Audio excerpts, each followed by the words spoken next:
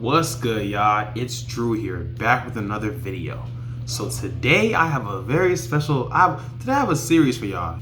So this series is called the Anime Case for GOAT series. In this series, I'm going to talk about 10 or so, maybe a little bit more, maybe a little bit less, anime that are the consensus GOAT type animes, right? So I'm talking like Naruto, One Piece, Full Metal. I'm talking the ones that a lot of people, show love to.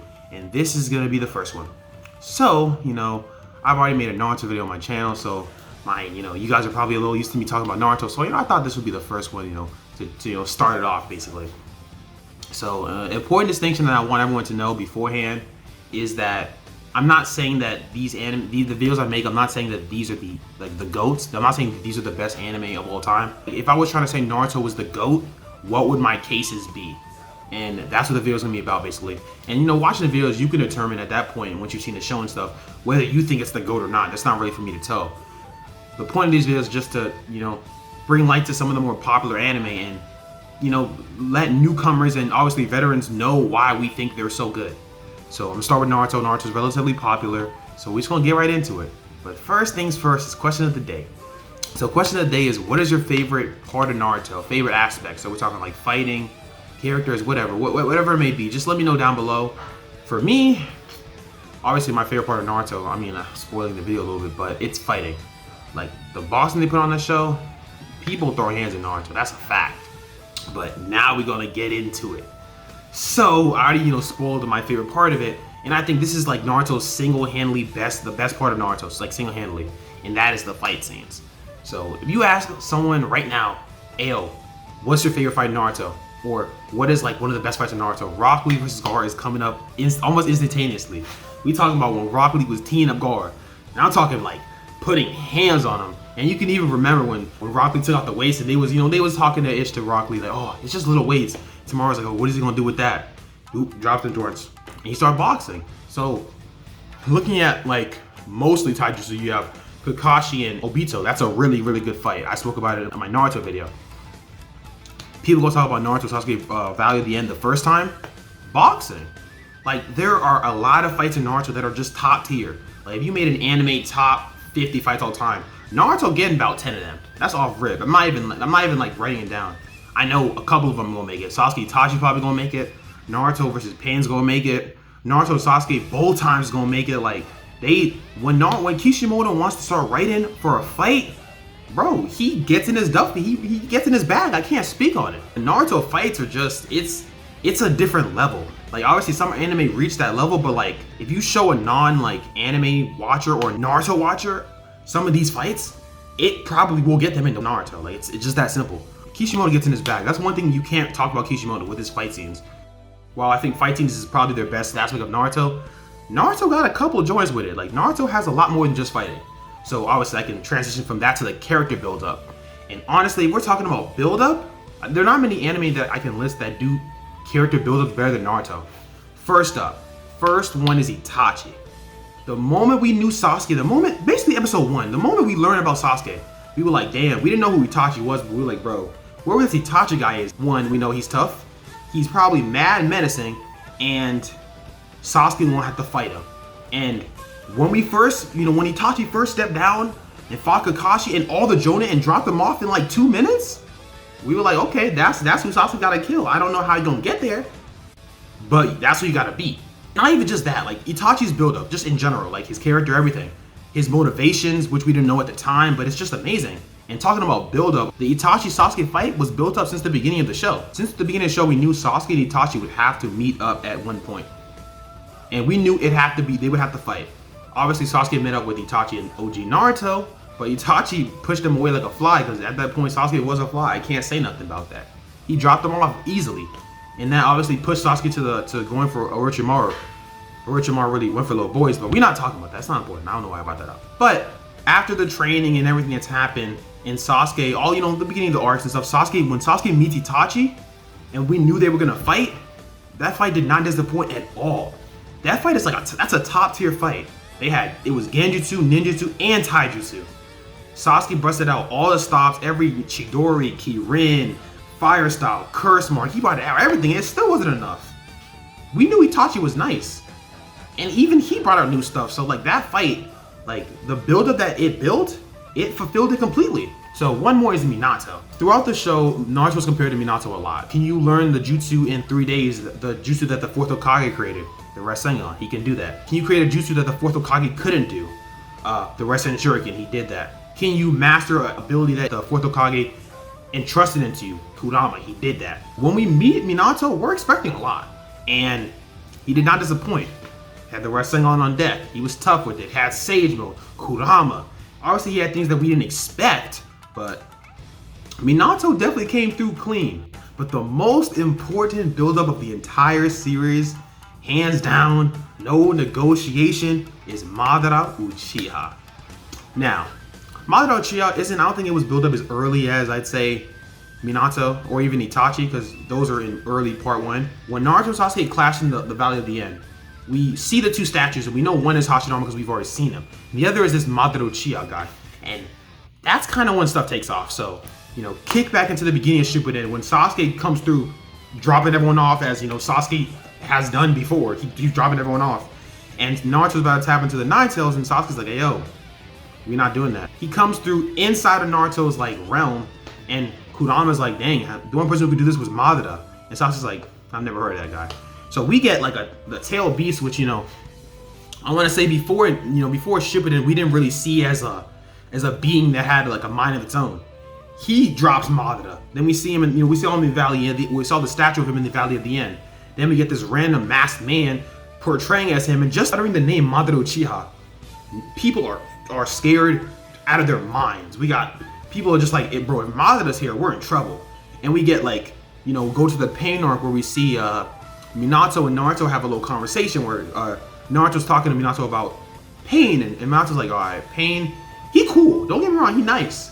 But this masked man, if he's Madara, you need to be worried. I did this Nine-Tail, I put him in you because of this guy, Madara. And it wasn't even Madara, it was Obito. So that's how scary it was. Like, that's how scary Madara was. Obviously, adding to the fact when we learned some stuff about Madara from Itachi when he's talking to Sasuke, Itachi's telling him about, Ayo, this Madara guy, he's crazy strong. He helped me kill the clan. That was Obito, but again, it's almost like added feats to Madara, because the fact that you can believe that this guy, Madara, can be alive like 50 or so years later is insane. And we obviously know about, his relationship with Hashirama and everything. And he was like the first Uchiha basically that had Mangekyo Sharingan, and then he got a turn Mangekyo Sharingan. Like, we got some hype from him from Itachi. We knew how clean Itachi was. So if Itachi's telling you someone is clean, you better believe that guy is clean. That's all it is. When Madara steps down and it's the Village Alliance and everyone's there, we were expecting a show. And Madara gave us a show. Madara dropped off every single person like that, the army. Just drop. He was just giving to him.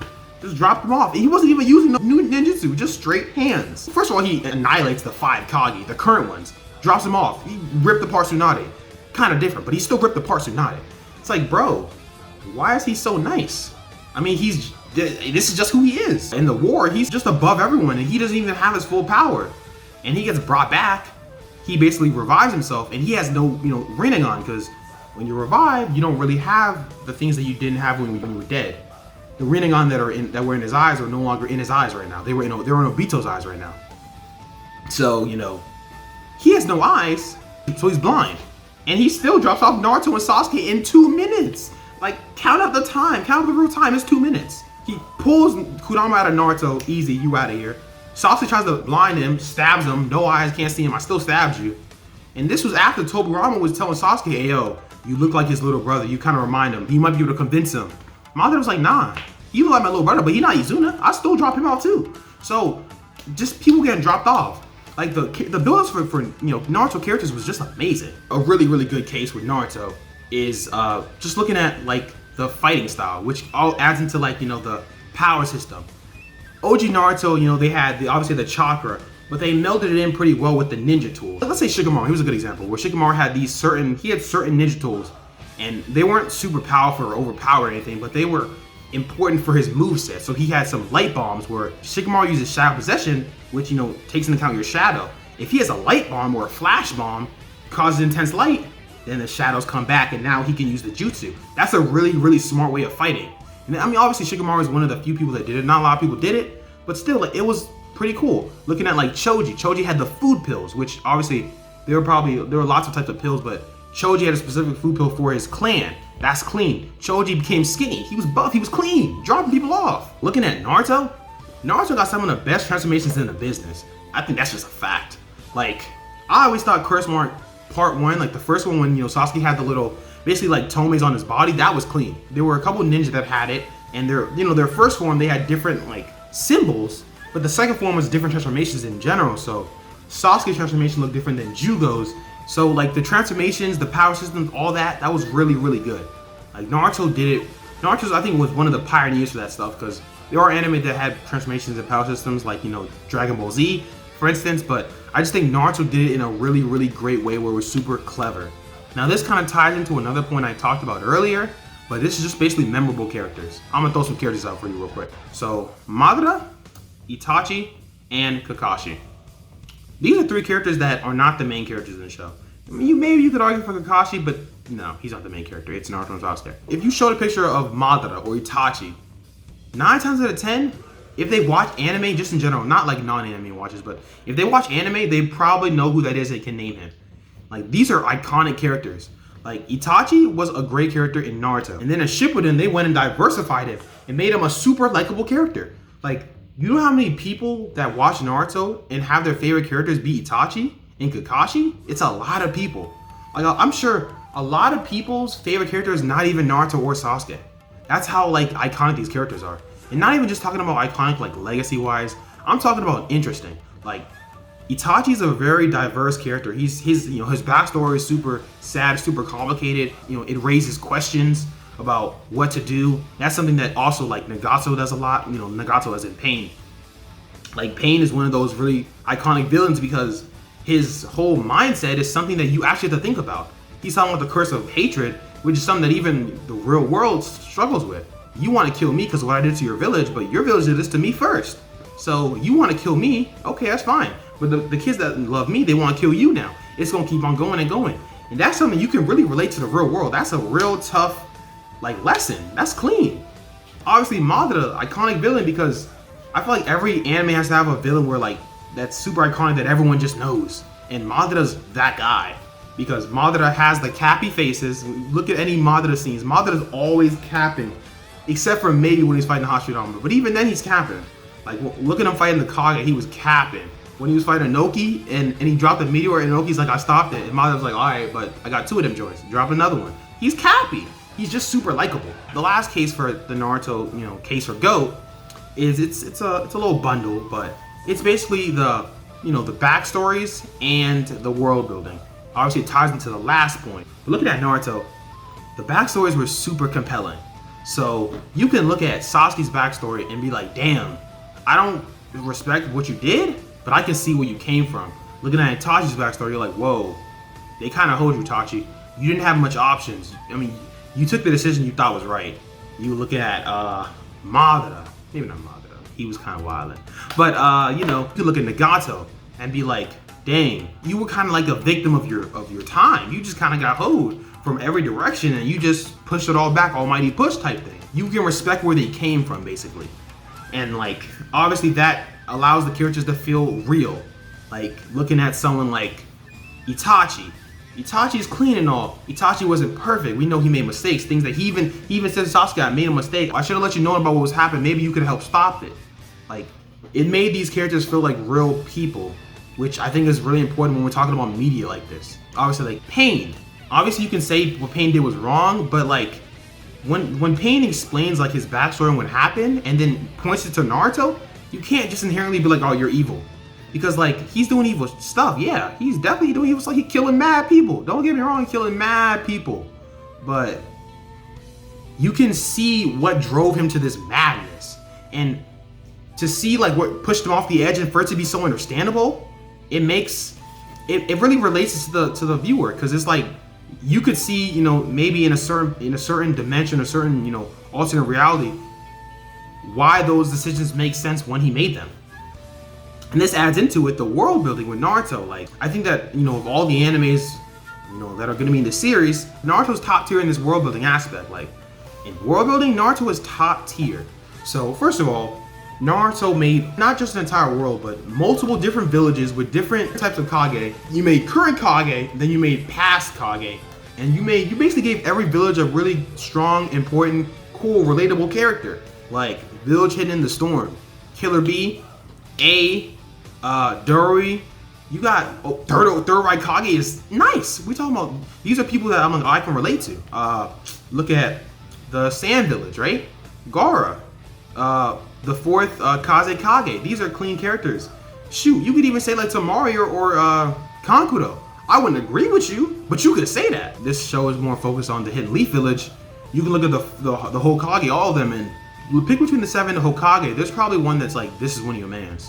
So a lot of people mess with Minato. A lot of people mess with maybe, Hashirama. A lot of people mess with Togurama. I don't know why you do that, but you might mess with him. The way that Kishimoto told his story, like just the storytelling wise, he was able to keep some decent pacing considering how much ground he had to cover. Look at the countless characters he had to talk about, give backstories for, give chakra natures for, jutsu for, all that stuff. That's not easy to do. And he made a lot of great characters. So, you gotta tip up your hat to what he did, because Naruto's damn near good at some of those things. Even looking at the chakra natures, where you have these elements, looking at the main chakra natures, each character for the most part has one. And there's Kikka Genkai, where every clan has like its own thing. For instance, the Hyugas have the Byakugan. The Uchihas obviously have the Sharingan. Like different clans have these, Kikka Genkai that are specific for their clan, but they can still use other jutsu. Like Sasuke's Uchiha clan, which are known for fire style, but he's still got lightning style. And obviously Itachi, fire style, but he got water style. So they still got these, they were able to, it helped, even if you had 2 people from the same clan, they could fight completely different from each other. You could look at people like, Guy, Rock Lee, Jiraiya, Kakashi, who didn't rely on their clan abilities because either they didn't have any or, it probably wasn't important enough to talk about. So, what they did? They just got nice at what they got. Guy, you can't really use ninjutsu like that? That's fine. Get tough at taijutsu. Learn the gates. Kakashi, your clan not really tough? Okay, that's fine. You got the Sharingan. Learn all these jutsu. You got a million jutsu, right? So use them. Jiraiya, we don't like Jiraiya. Your clan wasn't talked about? That's fine. Learn Sage Mode, Rasengan. You'll figure it out. So Naruto was able to make not only like a really really good story, honestly, but they also were able to make creative, give characters all like a creative moveset, which helped with the fighting aspect and why their fights are honestly so great. So, that's just looking at all the cases for Naruto's, all the cases for Naruto to be the GOAT. But when talking about anime, no anime is perfect. Naruto is not an exception to that rule. So while Naruto has these cases for GOAT, there are some cons I gotta talk about. The first thing people will probably say is filler. I think when Naruto ended, it was something like 40 to 50% of it was filler. So out of like, I think maybe 800 episodes, out of like the 800 episodes, I think it stopped at like 700. Out of like the 700 episodes of Naruto, about half of it is filler. And that's not good at all. Now, obviously, when I watch anime, I don't watch filler. I wouldn't, purposely torture myself. I'm not a glutton for punishment like that. But some people do watch filler. And, depending on when it came out, like for instance, if you're watching Naruto when it came out, you're just on the anime and you're watching, like let's say after Naruto loses to Sasuke in the beginning of part 1, and they drop 50 episodes worth of filler, you're like, bro, come on. I'm trying to see Naruto. And you're going to tell me about, I don't know, it's just random filler stuff. It's not cool. So like, that's not key. I can't speak on it. It kind of bloats Naruto, and like, when people include the filler with Naruto, it makes the spacing look a lot worse than it really is. Like, I think Naruto spacing is cool, but if you look at the filler and you want to look at that, it makes Naruto spacing really crazy, because you go from Naruto, losing to Sasuke to this arc that doesn't matter at all, which is like, come on, bro. Looking at the themes of Naruto, the main themes of Naruto pretty much is the beginning where, hard work beats talent when talent fails to work hard, and basically you are not your destiny. Like the hard work one was, mostly Naruto and Rock Lee, and the you are not your destiny was Naruto and Neji. The hard work theme is, no matter how talented someone is, you can match their production if you work hard. And there was Rock Lee who did it. We saw how much Rock Lee worked hard, to keep up with the geniuses. We saw Naruto, he put in hours and hours, and see how good he got. So you have to respect what happened. And we're looking at Neji's talking about destiny and how, you know, you could never be above your destiny, and like for most of the show, it made sense since Rock Lee's ideology of hard work is embodied in Naruto as well. When Naruto fights a genius like Gaara, it makes it seem like, okay, Gaara was wrong. Naruto was not some genius, and he still, you know, worked hard and got to that level, and he won. When Naruto beat Neji, it was like, all right, you were not your destiny.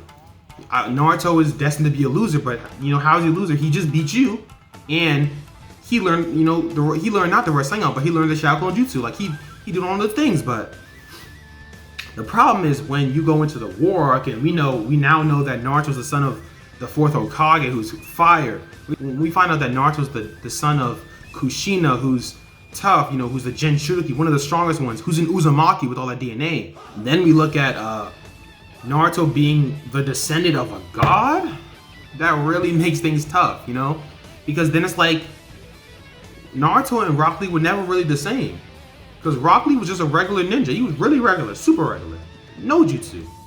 Naruto, you were trash. Don't get me wrong, you were not nice, but you were the descendant of God. You were probably always gonna be this nice, and it just blatantly like it just kind of takes a dump on Neji's whole ideology of, you know, breaking fate, because Neji's talking about, you know, you were your destiny, and then he's right, because Naruto is the reincarnation of the Sage Six Path's son. So it's like you were literally the descendant of a god. Like you were literally the reincarnation of a god. You're a god. You're literally God. So like, how you gonna tell me destiny don't mean nothing when you became super nice and you were like the son of a god? So it's like, what that mean for us? And then Neji died, so he really can't say nothing. It's not a good look, especially with how like tightly knit part where Naruto was with its values of, like, you know, hard work and all that stuff. It was not a good look that Naruto and Sasuke became the son of gods, basically. Looking at looking at the progression and looking at how strong they became, it's just not a good look at that. On top of that, they were just the reincarnation of gods. I think that probably takes away the most, because when you look at the entire Naruto series, when you take a step back and look at everything from the beginning to the end, once you know everything, it makes those early episodes look kind of crazy, where it's like, bro, Neji was right, Rock Lee was wrong. I can't speak on it. Like, you can't surpass him type thing. Speaking of Neji and Rock Lee, they're perfect candidates for this next part. The next part is obviously looking at like characters losing importance. So looking at like part 1 Naruto, I think part 1 Naruto probably did part 1 Naruto did a really good job at keeping characters important. Like, obviously there were characters that did nothing for the series, like Sakura.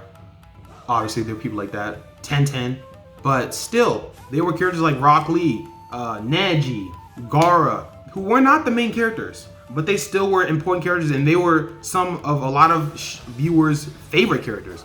A lot of people love Rock Lee from part 1. A lot of people love Neji, love Gaara, Kakashi, even though he's a Jonin, Guy. These are characters that don't get as much love in later arcs. You know, Rock Lee, after that Chunin exams, he doesn't get a dub. Not only does he not get a dub, but the only like one-on-one fight he gets is like versus himself, which is trash, because he's fighting like Kisami's water clone, and he's barely winning. He's not even winning. It's a tie. It's trash. So Rock Lee just gets done super dirty. We can talk about Neji. Neji gets hoed. We forgot about Neji. Neji was supposed to be a prodigy. He was a Jonin. Neji was one of the people that became a Jonin during the time skip. And yet he came back and he didn't really do nothing. He had the air problems, but like, so Naruto got Rasen Shuriken now. Like, you know, when Neji was introduced, Byakugan was said to be stronger than Sharingan. That was not true. We know that now. The Byakugan couldn't hold a candle to the Sharingan, and like, you know, come to find out. So just, you know, characters like, you know, Neji and Rock Lee that just lost their points, that just kind of got hoed.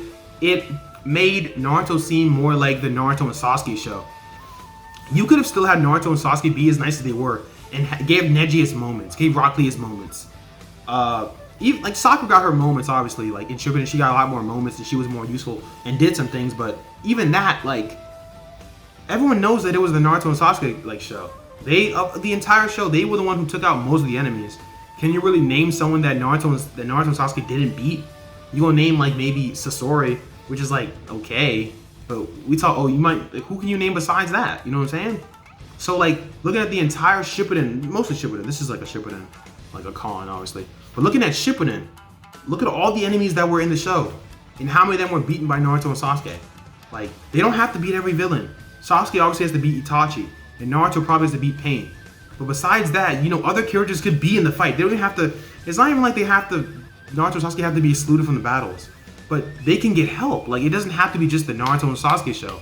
And it became like that towards the end, which that's a problem. And this goes hand in hand, but this is like, the last thing is obviously the war arc's pacing and the convoluted ending. So the war arc is a controversial arc to say the least. I've heard a lot of opinions on the arc, from it's trash to it's great to it's cool to it's good to it's to I liked it before Kaguya, which I think I'm more along the lines of the last point. But I still think the war arc's a positive arc in general. But there are still points that are, there's problems with the arc, obviously. I talked about the theme being weird at the end. A big reason why that's a problem, a huge con, is because you dropped out, Sage 6 Pass. You brought him not out of nowhere, but you brought him up and you gave Sasuke and Naruto these powers, and then we come to find out they're descendants of gods. It's not a good look for a show that's talking about hard work. It's just not. That leads to the controversial ending, or the convoluted ending, I should say. I talked about build-up earlier in the video. Nagato was set up to be the perfect villain. Like, he had the build-up, he had the genes, he was tough, he had the energy, he had the chakra, he had, the vendetta, he had everything. He was perfect for the main villain, and then they just hold him. Made it Kaguya, which, one, we didn't know about, we didn't care about, and it seemed so out of left field. And it made it seem like, wow, that's the ending. That was the big hurrah. That was the big enemy. If you wanted Kaguya to be the last enemy, that's fine. Build her up. Like, we could have gotten little hearings about Kaguya. Like, we had gotten word. Like, we had gotten some foreshadowing of the Sage 6 Path. We had heard about him. I think Pain talked about him. I think Jiraiya talked about him. But it made it seem like she was not planned for. Like, Kishimoto was trying to rush and end the show in a certain way, and Kaguya was his best option, which didn't end up even being a good option, but he did what he could, type thing. I think there was correct me if I'm wrong, but there was like a soundbite of Kishimoto basically saying that he made Madara too nice, which, I mean, he did, but he made Madara too nice in a way that if Naruto and Sasuke had beaten Madara, it wouldn't have made sense. But even with that, I still say they should have just beat him, because Madara was such a great enemy, and I think he was the perfect last enemy. Because it'd be like Madara was like pulling the strings over, like, after he was dead, which was insane. But instead you had Black Zetsu pulling the strings. Because of that, obviously, it made the ending a little weird, a little wacky with the Kaguya stuff. And obviously, endings are really important, because if you have a great show and it ends really badly, afterwards, people are going to look at that show in a lot less of a favorable light than they did before, just because they're going to be like, it's so good, but it's going to lead up to trash. Which is a problem that I'd say some anime, a decent amount of anime tend to have. Like, anime don't tend to end greatly, but that's not an excuse. Like, Naruto, you still gotta take some hits for that. But those are the cases and the cons for Naruto. Obviously, this is probably gonna be a lot longer of a video, but we'll see. But, Naruto has a lot of great things to it. I just talked about the cons for a minute, obviously, because I think they need to be spoke about, shed light upon. But Naruto's still a really great series. And for first-time watchers, I know that looking at the 700 episodes is, it's a little intimidating. If you think that's intimidating, there's an anime a little bit bigger than that, but we're not gonna get there yet. It's a bit intimidating, but I'd say Part 1 Naruto is a really great experience, and I think it can be an experience on its own, like a digestible bite. It's 300 episodes of a digestible bite, but that's still digestible. Obviously, it's still a positive anime. It's a really, really great anime. So if you haven't already, you probably should check it out. Start Part 1 Naruto. Just, if you're feeling Part 1 Naruto, then I say stay. If you're not feeling it, then you just look at something else. But still, let me know what you guys think down below. But I am out, so peace.